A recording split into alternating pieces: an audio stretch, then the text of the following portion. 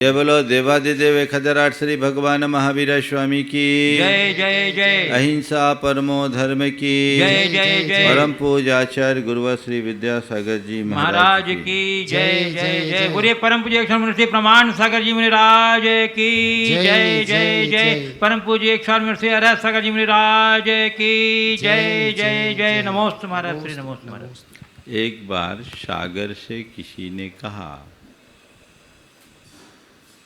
कि देखो ये सूरज कितना निर्दय है, तुम्हारे साथ कितना बुरा व्यवहार करता है, तुम्हें पूरी तरह सुखाने की कोशिश करता है, तुम्हारा सारा पानी खुद वो हड़प लेता है। तुम्हारे मन में सूरज से बदला लेने की भाव नहीं होते। सागर ने कहा नहीं, ऐसा नहीं है, सूरज ठीक करता है। नहीं, ऐसा नहीं है, सूरज ठीक करता है, वो मेरे पानी को हड़पता नहीं, मैं उसे उदारतापूर्वक अपना पानी देता हूँ। वो मेरे पानी को हड़पता नहीं, मैं स्वयं उदारतापूर्वक अपना पानी उसे प्रदान करता हूँ और वो मेरे पानी का खारापन मिटाकर उसे वापस बरसाता है और मुझे वहाँ पहुँचा देता है जहाँ की मेरी ज़रूरत है, क्योंकि मैं खुद अपने भीतर सूखी धरती को हरा करने की क्षमता नहीं रखता। वहाँ तक जाने की मेरी सामर्थ्य नहीं है, क्योंकि मैं नीचे हूँ, धरती ऊपर है। लेकिन सूरज मुझ पर बड़ी कृपा करता है कि मेरा पानी लेकर मुझे शुद्ध बनाकर वापस मुझे प्रदान करता है और इस प्रदान करने के क्रम में सारी सृष्टि का हित भी कर देता है। इसलिए मैं सूर्य को धन्यवाद देता हूँ कि तुम मेरे साथ जो कुछ भी कर रहे हो वो मेरे और जगत के भले के लिए कर रहे हो। कितना ऊंचा दृष्टिकोण है सागर का। क्या ऐसा दृष्टिकोण रखा जा सकता है? प्रकट रूप में देखा जाए तो स्पष्ट दिखता है कि सूरज सागर को सुखाता है, सोखता है, उसके पानी को सोखता है। एक प्रकार से देखा जाए तो समुद्र का खून चूस रहा है। लेकिन ऐसे सूर्य के प्रति भी सागर का इतना उदार दृष्टिकोण कोई सामान्य बात नहीं है। साधारणतया जब कभी भी किसी के प्रति कोई दुर्व्यवहार होता है तो दुर्व्यवहार करने वालों के प्रति मन में क्षोभ होता है और उसके प्रति बदले की भावना जागती है। व्यक्ति बदला लेने के लिए तुल जाता है, उससे बैर बांध लेता है। पर यदि व्यक्ति की दृष्टि थोड़ी सकारात्मक और आध्यात्मिक हो तो वो अपने शत्रु के प्रति भी प्रेम रखने का भाव जगा सकता है, उसके प्रति भी अपनी ओर से कृतज्ञता का भाव प्रकट कर सकता है, जैसा सागर ने सूर्य से किया कि नहीं वो सही करता है। ऐसा करके वो मुझे शुद्ध करके मुझे लौटाता है और मुझे वहाँ तक पहुँचा देता है जहाँ मेरी अपनी पहुँच नहीं है। अपने मन से पूछो, तुम्हारे मन में क्या भाव आता है? तुमसे कभी किसी ने कुछ बुरा किया तो उसके द्वारा बुरा किए जाने के बाद तुम्हारा मन तुम्हें क्या कहता है? उस व्यक्ति के प्रति तुम्हारे मन में कैसे भाव होते हैं? उसने मेरा बुरा किया, मैं मौका देखूंगा, बदला लेके रहूंगा, उसे छोड़ूंगा नहीं। उसने मुझे सब लोगों के बीच बड़ी इंसल्ट कर दी ना, देख जब मौका मिलेगा तो मैं कहीं का नहीं छोड़ूंगा। उस समय तो मैं मन महसूस करके रह गया। हालांकि मेरी थोड़ी सी गलती भी थी, लेकिन उसे इस तरह से सार्वजनिक रूप से मुझे नहीं कहना था। अब मैं तो छोड़ूंगा नहीं, बदला लेकर रहूँगा। और कई ऐसे लोग भी मिल जाते हैं जिसमें और आग लगाते हैं। हाँ हाँ ठीक है, ऐसा मौका चूकना नहीं चाहिए। जब मौका आए अपन को ज़रूर बदला लेना है, क्योंकि उसने सब लोगों के बीच तुम्हें जलील किया है। हाँ मुझे जलील किया है, मैं भी उसे उसकी औकात का पता लगा दूंगा। ये जो सोच है ये क्या है? एक प्रतिशोध की भावना है, जो नकारात्मक भावना है। मन में आग लगती है और उस आग में व्यक्ति खुद झुलसता है। सारे जीवन अशांत, व्यग्र, बेचैन और परेशान रहता है, क्योंकि जहाँ आग लगती है वहाँ केवल और केवल विनाश ही होता है। बदला लेने की भावना, प्रतिशोध की भावना मनुष्य के मन में बैर भाव की वृद्धि करती है, और जिसके हृदय में बैर भाव की वृद्धि होती है वो अपने जीवन की प्रगति कभी नहीं कर सकता, क्योंकि प्रतिशोध मनुष्य की प्रगति में सबसे बड़ी बाधा है। उसकी सारी शक्ति, ऊर्जा और सत्व उसी कार्य में लग जाती है जो पूरी तरह नकारात्मक है। हमें अपने जीवन को सकारात्मक दिशा में आगे बढ़ाने की कोशिश करना चाहिए।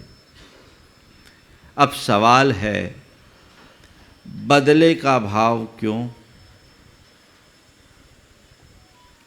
बदले का भाव क्यों? बदला कैसे ले? बदले का परिणाम क्या? और बदला की भावना से मुक्ति का उपाय क्या? हमारे मन में किसी के प्रति जो बदले का भाव आता है, यथार्थ देखा जाए तो ये सब हमारे अहम की परिणति है। किसी व्यक्ति ने ईर्ष्यावश, द्वेषवश, क्रोधवश, कामवश हमारे साथ कोई दुर्व्यवहार किया, हम उससे प्रभावित हो गए, और प्रभावित होते ही मन में गांठ बन जाती है, प्रतिशोध की ज्वाला जलने लगती है कि अब इसका बदला मैं लेकर रहूंगा, उसे मैं छोड़ूंगा नहीं, अब उसकी खैर नहीं। ये वैर है, चलता है। ऐसा क्यों? मनुष्य के भीतर का अहंकार उसे बड़ा रूखा बना देता है, वो उसके व्यवहार को बिल्कुल विचित्र बना देता है, माफ करने की स्थिति उसके अंदर कभी उत्पन्न नहीं होने देता। और ऐसा करके क्या करता है? वो अपना ही नुकसान करता है। हमने किसी को अपना शत्रु माना, उसके साथ बैर बांध लिया, उसके प्रति बदला लेने का भाव अपने मन में जगाया, तो संत कहते हैं ऐसा करके तुम अपने शत्रु की ताकत को बढ़ा रहे हो, यथार्थ शत्रु का ही काम कर रहे हो। जिसे तुम अपना शत्रु मान रहे हो, उसे शत्रु केवल इसलिए मान रहे हो कि उसने तुम्हारा नुकसान किया, तुम्हें नुकसान पहुंचाया, तुम्हारा अहित किया, तुम इस वजह से उसे अपना शत्रु मान रहे हो। पता नहीं उसने जो व्यवहार किया किस भाव से किया, उसकी वो जाने, लेकिन उसकी बात से प्रभावित होकर तुमने अपने भीतर जो आग लगाई है, इससे तो तुम्हारा नुकसान हो ही रहा है कि नहीं? इससे तुम्हारा नुकसान हो रहा है, वो तुम्हें अंदर से जला रहा है, तुम्हारी सारी शक्ति और सामर्थ्य उसमें स्वाहा हो रही है। काश इस बात की पहचान होती तो मन में ऐसे दुर्भाव कभी उत्पन्न नहीं होते। कभी अपने अंतर मन को टटोल कर देखो, जब कभी किसी के प्रति तुम्हारे मन में बदले का भाव उत्पन्न हुआ है तो तुम्हारी मनस्थिति क्या रही? शांत रही, सहज रही, या व्यग्र और परेशान? अगर कोई व्यक्ति परेशान हो रहा है तो उसके शत्रु को हर्ष ही होगा ना। शत्रु का चाहता क्या है? सामने वाला परेशान हो। उसने एक सिगुपा छोड़ा, तुमने उसे पकड़ लिया और अब तुम परेशान हो रहे हो, तो तुम अपना काम कर रहे हो या शत्रु का काम कर रहे हो, विचारने की बात है। जिस दिन ये समझ आ जाए उसी दिन बदला, प्रतिशोध या बैर का भाव मन में टिक नहीं सकेगा। बैर का भाव कभी आएगा नहीं, ये बदले की भावना हृदय में जगेगी नहीं। एक अज्ञानी और ज्ञानी में इतना ही अंतर है, अज्ञानी बातों को पकड़ करके बैठता है और ज्ञानी उन्हें नज़रअंदाज कर देता है। हमारे मन में बहुत सारी चीज़ें अच्छी भी होती है, बुरी भी होती है, पर जब हमारा चित्त अहम से प्रेरित होता है, अच्छी बातों को कदाचित भूल जाए, बुरी बातों को हमेशा ताजी रखता है, गांठ बांध कर रखता है। उसने मुझसे आज से साल भर पहले ऐसा कहा था, अब मैं उसका बदला लूंगा, मौका पाते ही उसे चारों खाने चित्त कर दूंगा। साल भर पहले क्या, 10 साल और 20 साल पहले की भी बात करते कि हिसाब चुकता करूंगा। ये अज्ञान ही तो है, किससे हिसाब चुकता करोगे? ये तुम्हारा अज्ञान है, और इस अज्ञान से जब तक तुम प्रेरित रहते रहोगे तब तक तुम्हारी ऐसी परिणति बनी ही रहेगी। संत कहते हैं कभी भी किसी के प्रति बदले का भाव मत रखो, क्योंकि ध्यान रखना बदले का अंत हमेशा बुरा होता है। आए दिन आप लोग समाचार पत्रों में पढ़ते हैं कि बदले के भाव से ग्रसित होकर लोग कितना अहित कर लेते हैं। अभी कुछ दिन पहले एक समाचार मुझे किसी ने बताया कि एक व्यक्ति के मित्र ने अपनी महिला मित्र से प्रताड़ित होकर आत्महत्या कर लिया। मित्र ने मित्र से प्रताड़ित होकर आत्महत्या कर लिया। ये बात उसके मित्र को बैठ गई गहरी। उसने ठान लिया कि मैं अपने मित्र का बदला लेकर रहूँगा। उसने उस लड़की की हत्या कर दी। उस लड़की की हत्या कर दी। बाद में भेद खुला, उसकी भी बर्बादी हो गई। एक बदले के भाव से 3 परिवार का विनाश हुआ, और संयोग तीनों अपने अपने घर के इकलौते संतान थे। किसके साथ बदला? संत कहते हैं बदला लेने का क्या मजा, मजा तो तब है जब सामने वाले के दिल को बदल डालो। बदला लेने का क्या मजा, मजा तो तब है जब सामने वाले का दिल बदल डालो। शत्रु को मिटाने की जगह शत्रुता को मिटाने का प्रयत्न करना चाहिए। तुम शत्रु को कितने मिटाओगे? एक को मिटाओगे, दूसरा दूसरे को मिटाओगे, तीसरा खड़ा हो जाएगा। वस्तुतः बाहर जिसे तुम शत्रु के रूप में देख रहे हो वो तुम्हारा असल शत्रु नहीं है। असलियत में तुम्हारा जो शत्रु है वह तो तुम्हारे भीतर बैठा है, वो तुम्हारे मन का विकार है, वह तुम्हारे अंदर का दुर्भाव है, जो तुम्हारा अहित कर रहा है, तुम्हारी चेतना को जड़ता क्रांत कर रहा है। उस शत्रु को हटाओ। जब तक तुम्हारे मन में बदले की भावना होगी शत्रुता बढ़ेगी, और क्षमा का भाव आएगा शत्रुता मिटेगी, प्रेम बढ़ेगा। तो अपने जीवन में जो बदले का भाव है उस भाव को क्यों हमारे अंदर के अहम के कारण व्यक्ति उसे इशू बना लेता, ऐसा किया इसलिए मैं ऐसा करके छोड़ूंगा। यदि उस समय व्यक्ति अपनी सोच को थोड़ा बदल दे और उसकी जगह ये सोच ले कि जिसके प्रति मैं बदले की भावना रख रहा हूँ उसका कोई विशेष दोष नहीं, वो तो बाहर से केवल एक निमित्त बन करके आया है। अंतरंग कारण तो मेरे पाप का उदय है। मैंने कभी उसे परेशान किया होगा, आज वो मुझे परेशान करने के लिए आ गया। आज फिर मैं उसे परेशान करूँगा तो कल फिर वो मुझसे ताकतवर बनकर मुझसे परेशान करेगा। ये संतति तो भाव भवांतरों तक चलेगी। कब तक हम खींचतान करेंगे? इस अकाउंट को यहीं सेटल क्यों न कर लिया जाए? क्या ऐसी सोच नहीं रखी जा सकती? इसे यहीं सेटल कर लें, इसे आगे ना बढ़ने दें, तो मामला वहीं शांत हो सकता है। दो भाई, पहले दोनों में बड़ी प्रगाढ़ता थी, प्रेम भी था। समय बदला, बड़े भाई अपने बेटे के कहने में आकर छोटे भाई के साथ धीरे धीरे दुर्व्यवहार करना शुरू किया, और दुर्व्यवहार करते करते करते एक दिन उसे अलग ही कर दिया। और अलग भी ऐसे वैसे नहीं किया, उसे घोर अपमानित करते हुए किया। भाई को अपमानित करके जब उससे अलग किया, संपत्ति भी हड़प ली, अपने उसके हक की संपत्ति का 10% भी उसे नहीं दिया।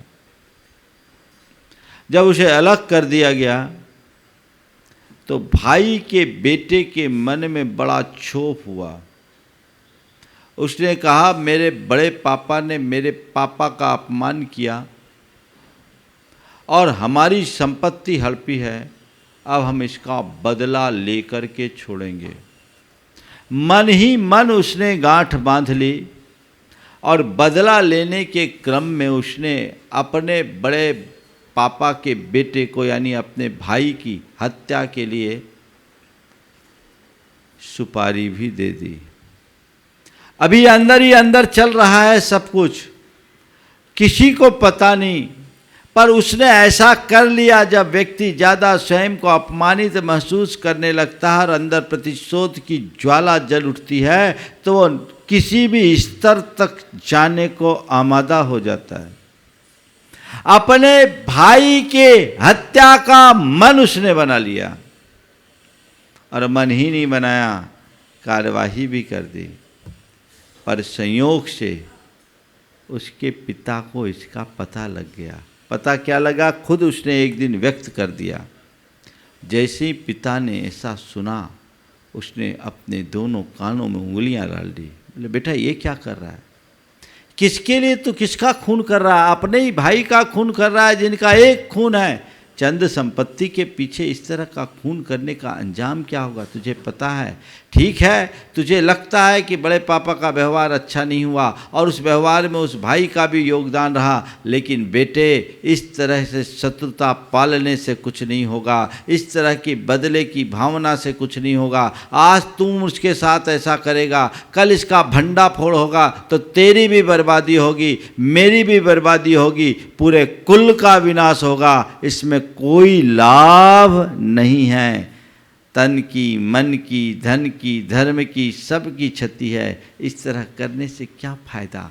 हमें बिल्कुल इसे भूल जाना है और इस तरह के कुकृत्य की बात तो सपने में सोचना भी नहीं है। मुझे आश्चर्य है कि मुझ जैसे पिता से संस्कार पाने के बाद तेरे हृदय में ऐसे दुर्भाव क्यों आए? बेटे, ये ठीक बात नहीं है। तुझे अपनी आलोचना करनी चाहिए, आत्मनिंदा करनी चाहिए और अपने इस कृत्य का पश्चाताप करना चाहिए। मैं तुझसे कहता हूँ, सबसे पहले त्वरित कदम उठाकर इस प्रसंग को यहीं रोको। और उसने तुरंत अपने बेटे को भेजा और जिनके साथ उसने अपनी कांटेक्ट की थी उनको वहीं रोका। और फिर पिता ने बेटे से कहा, बेटा, किसी को दोष देना हमारा अपराध है, वो केवल निमित्त है। तत्व ज्ञान का आश्रय लेकर के चलो। हम लोगों को कोसते हैं, पर यह मान करके चलना चाहिए कि दुनिया में बहुत से लोग केवल एक निमित्त बनकर हमारे जीवन में आते हैं, जो एक परिणति का शिकार होता है, नियति का शिकार होता है। वो आ गया और हम उससे प्रभावित होकर के वापस उसी चक्र में चलेंगे तो हमारे कर्म बंध के ये चेन निरंतर चलते जाएगी, ये श्रृंखलाबद्ध होते जाएगी। फिर हम अपने आप को कभी मुक्त नहीं कर सकेंगे। इसे तुम इस तरीके से न देखो कि उन्होंने हमारे साथ बुरा किया। ये सोचो कि हमारा पुराना जो कर्म का निमित्त था वो सेटल हो गया, हमारा कर्म का अकाउंट सेटल हो गया। और इसे दूसरे अर्थ में ऐसे भी देखा जा सकता है कि ये हमें अब अपने आप को साबित करने का अवसर मिला है। हम चलेंगे, अब हमारे पास जो खो गया उसकी तरफ ध्यान नहीं देना है, जो बचा है उसके बल पर हम अपने आप को वापस खड़ा भी कर सकते हैं।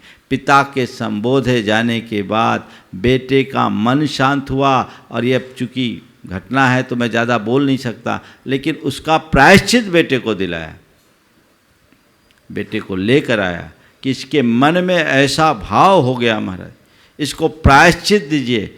वो घटना ठीक हो गई, वो बच गया, तो उसका पुण्य था, नहीं तो कुछ का कुछ और हो सकता था। मैंने जब सुना तो अपना माथा पिकड़ करके रह गया कि देखो कैसे कैसे भाव द्वेष की प्रबलता में उत्पन्न हो जाते हैं। मनुष्य किसी भी हद तक पहुंचने के लिए तत्पर हो जाता है। ये बदले का भाव बहुत खतरनाक, बैर बन जाए, गांठ बन जाए, कभी न खुलने वाली गांठ। पारसनाथ भगवान का इतिहास तो हमने पढ़ा ही है। 10 भवों तक उनके पीछे उनका बैरी पड़ा रहा। तुम अपने जीवन में एक ही लक्ष्य बनाओ, मैं अपने जीवन में मित्र न बना सकूं तो कोई बात नहीं, कम से कम शत्रु उत्पन्न नहीं करूंगा, किसी के साथ दुश्मनी का भाव नहीं रखूंगा। आपको बचाने का प्रयास करो तो जीवन में एक अलग दिशा प्रकट होगी, एक अलग मज़ा होगा। लेकिन ऐसा बहुत कम लोग कर पाते हैं। बदला लेने का भाव मनुष्य के मन में होता है। जब तक उसके लिए उसकी परिस्थितियां अनुकूल नहीं दिखती तब तक तो वो ठीक है, मन महसूस कर रह जाता है, लेकिन मौका मुक्त मिलते ही सांप की तरह अपना फन मारने की कोशिश करता है। संत कहते हैं ये बात ठीक नहीं है, इससे अपने आप को बचाइए। ये एक प्रकार की हिंसा है, और ध्यान रखना हिंसा और प्रतिहिंसा का दौर कभी थमता नहीं। उसे अहिंसा से ही दूर करे। जो तुम्हारे साथ दुर्व्यवहार किया उसके प्रति तुम दया का भाव लो, उसके प्रति तुम क्षमा का भाव रखो। दया और क्षमा का भाव रखने वाले व्यक्ति किसी से बदला लेने के भाव नहीं रखते, उसे वहीं समाप्त कर देते हैं। ठीक है, मैंने उसे क्षमा किया, किसी ने मुझे कुछ बोल दिया तो बोल दिया, मैंने उसे क्षमा किया। और हमारे यहाँ तो ऐसे भी अनेक उदाहरण हैं जिसमें शत्रु के प्रति भी मित्रता का भाव रखा गया है, शत्रुत्व के प्रति भी और सहयोग का भाव रखा गया। हमें ऐसा दृष्टिकोण रखना चाहिए, हर व्यक्ति के प्रति सकारात्मक बुद्धि अपने मन में रखिए।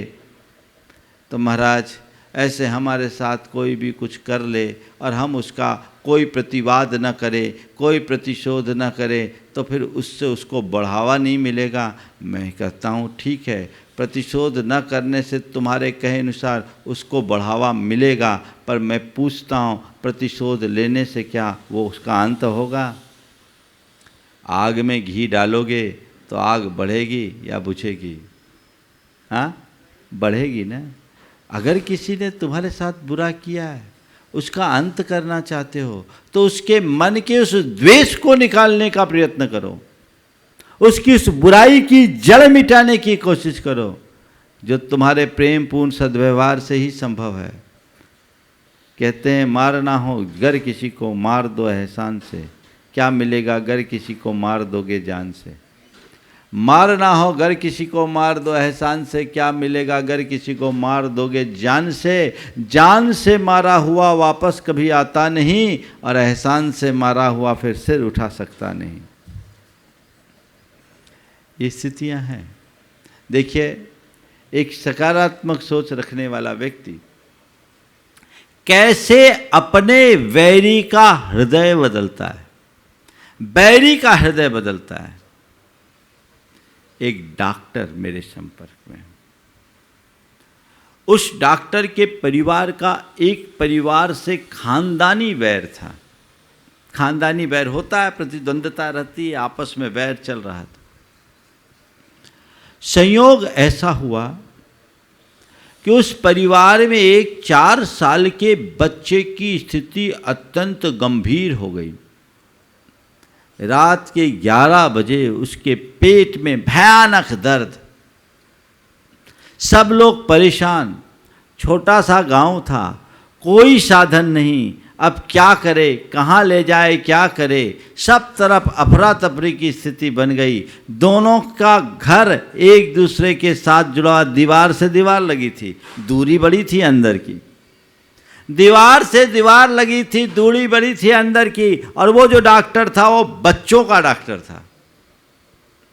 अब सामने वाले की बात आई, इससे कहें कैसे। और अब इस समय रात में 10:30 11 बज गए। अब क्या करें, शहर भी जाना है तो 2-2.5 घंटे का रास्ता है। वो बोलने को राजी नहीं। कैसे बोले, आपस में ऐसी चल रही। लेकिन डॉक्टर को किसी से पता चला कि हमारे पड़ोसी भाई के बच्चे के पेट में बहुत पीड़ा है, तकलीफ है। वो खुद आगे होकर बिना बुलाए चला गया। जब वो गया तो पहले तो आश्चर्य हुआ। आश्चर्य होने के बाद देखा तो मन में शक भी हुआ, कहीं कोई उल्टी दवाई न दे दे। बड़ी विचित्र हालत है, कहीं कोई उल्टी दवाई न ले ले, ये बदला लेने के लिए ना आ जाए। लेकिन थोड़ी ही देर में डॉक्टर के व्यवहार से सब लोग संतुष्ट हुए। उसने कहा, देखिए हमारे और आपके परिवार में जो भी लड़ाई है वो लड़ाई अपनी जगह है, पर इस बच्चे का इसमें कोई दोष नहीं। और मैं समझता हूँ नियति ने इस बच्चे के माध्यम से हमारी लड़ाई को हमेशा हमेशा को ख़त्म करने के लिए ये लीला रचा है। हम इस बच्चे की आप चिंता नहीं करिए, ये आपका ही बेटा नहीं, हमारा बेटा है। वो 1.5 से 2 घंटे तक बेटे के पास रहा, उसको इंजेक्शन्स लगाए, दवाई दिए, उससे उसको आराम मिला। आराम मिलने के बाद बच्चे को जब ठीक हुआ, ठीक दूसरे दिन उसने चला करके बच्चे के बारे में पूछा।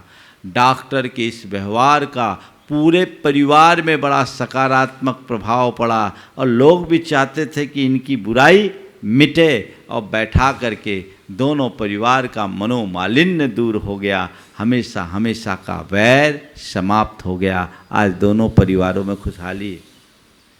यदि मनुष्य के अंदर कसाई की गांठ होती है तो फिर तो ऐसे मौके को ही तलाश था, मरने दो, अच्छा है,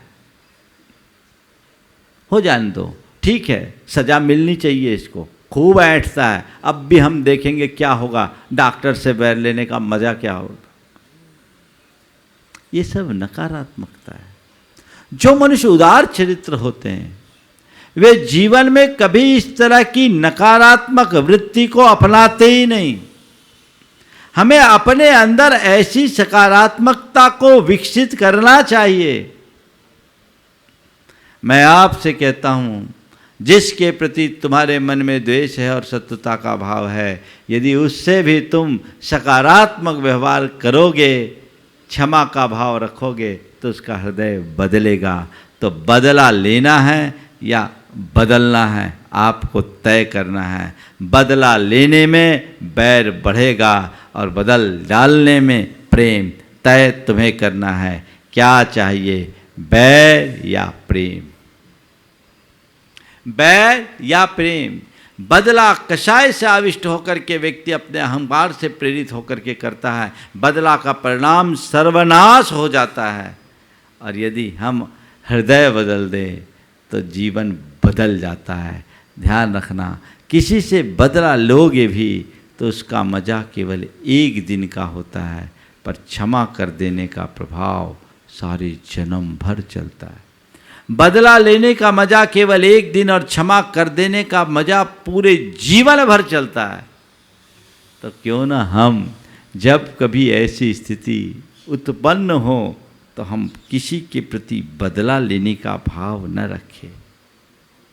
बदला नहीं लेना, बदलना। हाँ, इसका मतलब ये भी नहीं कि हमारे साथ कोई कैसा भी व्यवहार करते रहे हम उसके साथ वैसे ही बने रहें जैसे सामान्य दिनों में। नहीं, अगर कोई व्यक्ति तुम्हारे साथ दुर्व्यवहार करता है, किसी की विचारधारा तुम्हें विरुद्ध दिखाई पड़ती है, तो तुम उससे सतर्क रहो, सावधान रहो, उस पर भरोसा मत करो, उस पर विश्वास मत करो, लेकिन उसके प्रति मन में गांठ मत रखो, उसे हटा दो। अपने दिमाग में उसको बोझ मत बनाओ, क्योंकि वो तुम्हारा नुकसान करेगा।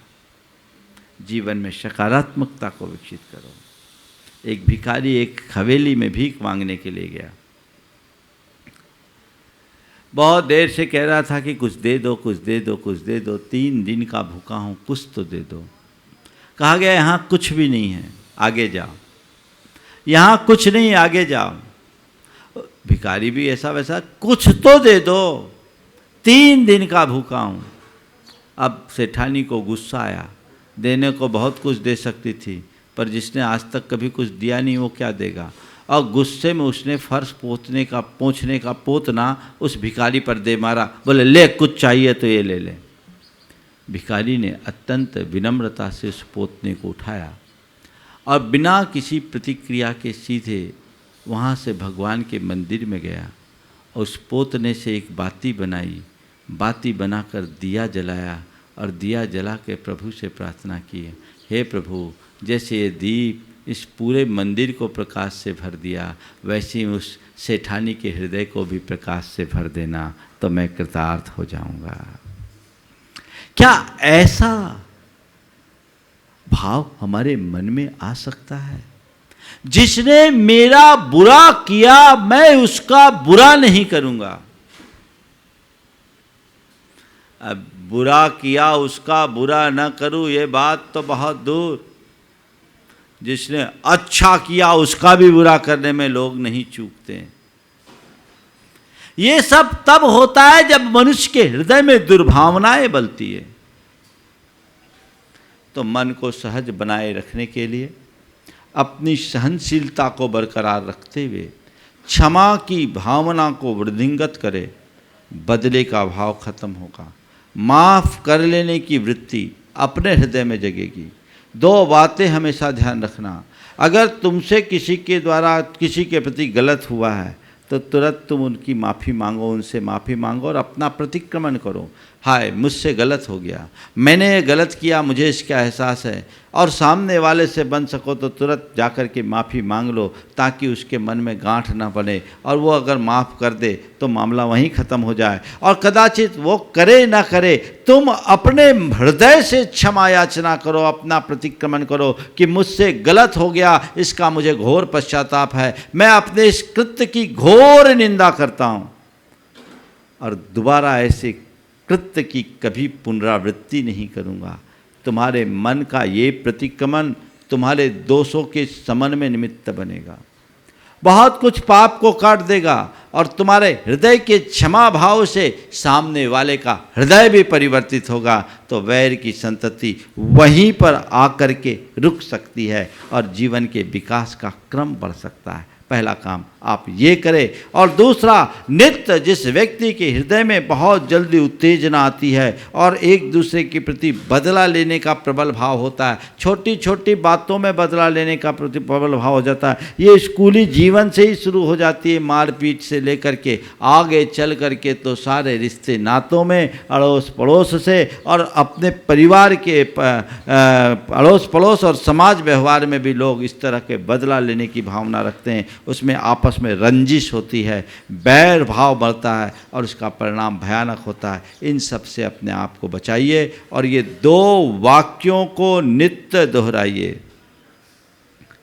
मुझे सहन करना है, मुझे सहन करना है, मुझे सहन करना है, मुझे क्षमा रखना है, मुझे क्षमा रखना है, मुझे क्षमा रखना है। सामने वाला तुम्हारे प्रति जितना बुरा हो तुम उसके प्रति उतना अच्छा रखने की बात सोचो। अगर इस परंपरा को ही समाप्त करना है तब, और ये बात मैं खासकर उन लोगों के लिए कह रहा हूं जिनके बीच आपको रहना है, उनके साथ इस तरह का काम कतई उचित नहीं। कई बार तो लगता है लोग एक दूसरे के खून के प्यासे हो जाते हैं। खून के प्यासे क्या, षड्यंत्र पूर्वक एक दूसरे का खून तक कर देते हैं। लेकिन ये चीज़ें ठीक कतई नहीं है। हम किसी का नुकसान पहुंचाने की कोशिश करें तो उससे पहले हमारे खुद का नुकसान होता है। इस बात को हृदय में धार कर रखें। तो आज ब की बात है, हमें अपनी धारणा बदलनी है, किसी से बदला नहीं लेना है। हमें शत्रु को नहीं, शत्रुता को मारना, हमें बैर को नहीं बढ़ाना, बैर को मिटाना है। ध्यान रखना, जहाँ बैर होता है वहाँ एक पक्ष को स्वाहा होना ही पड़ता है। बिना एक पक्ष के स्वाहा हुए वैर शांत नहीं होता, क्योंकि बैर से वैर बढ़ता है और प्रेम से प्रेम। हम जितना प्रेम भाव जगाएंगे उतना हमारे जीवन का विकास होगा। तो हम अपने मन के बैर भाव को मिटाते हुए प्रेम भाव को जगाने की कोशिश करें और जीवन का चरमोत्कर्ष करके अपने जीवन को धन्य करें। समय आप सबका हो गया है। मैं मंगल भावना की 4 पंक्तियों के साथ विराम लूँगा ताकि हम बैर पाप अभिमान से अपने आप को बचा सकें। मंगल मंगल होए जगत में सब मंगलमय हो। मंगल होई जगत में सब मंगलमय हो। इस धरती के हर प्राणी का मन मंगलमय हो। इस धरती के हर प्राणी का मन मंगलमय हो। कहीं क्लेश का लेस रहे ना दुख कहीं भी हो। कहीं क्लेश का लेस रहे ना दुख कहीं भी हो। मन में चिंता भय न सतावे रोग शोक नहीं हो। मन में चिंता भय न सतावे रोग शोक नहीं हो। नहीं बैर अभिमान हो मन में क्षोभ कभी नहीं हो। नहीं बैर अभिमान हो जग क्षोभ कभी नहीं हो। मैत्री प्रेम का भाव रहे नित मन मंगलमय हो। मैत्री प्रेम का भाव रहे नित मन मंगलमय हो। मंगल मंगल होए जगत में सब मंगलमय हो। मंगल मंगल होए जगत में सब मंगलमय हो। इस धरती के हर प्राणी का मन मंगलमय हो। इस धरती के हर प्राणी का मन मंगलमय जय बोलो हो। परम पूज्य आचार्य गुरु श्री विद्यासागर जी महाराज।